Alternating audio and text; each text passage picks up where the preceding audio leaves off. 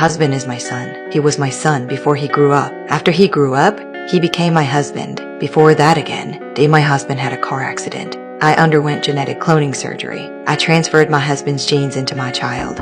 Watching my belly grow bigger each day, I felt both joy and anticipation. On delivery day, a chubby baby was born. I immediately took him to the harbor. Looking at that face, identical to his father's, my heart was filled with mixed emotions.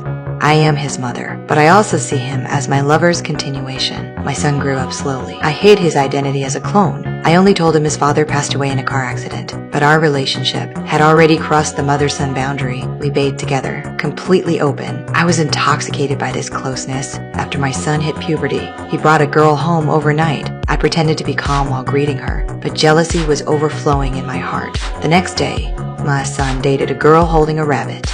She was quiet and shy, but my son and his friends treated her coldly because she was a clone. Neighbors warned me to stay away from that clone girl.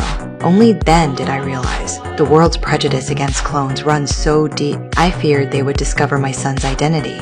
But the doctor who knew leaked the secret. On my son's birthday, we carefully prepared everything, but not a single friend came. I called them one by one, begging, but they all coldly refused. Seeing my son's disappointed expression, my heart sank like falling into ice. The next day, I took my son away from the town. We moved to the seaside. Between heaven and earth, only we mother and son remained. The neighbor boy Mark came. He became my son's only playmate. One day, we were wrestling on the swings. My son pinned me to the ground. He said something suggestive. Looking at that face, identical to his father's, unspeakable feelings stirred in my heart. After my son had Mark, he no longer relied on his dinosaur toys. They buried the dinosaur in the sand.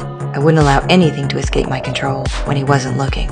I dug up the dinosaur and brought it home. That morning, I discovered a pair of woman's feet in his bed.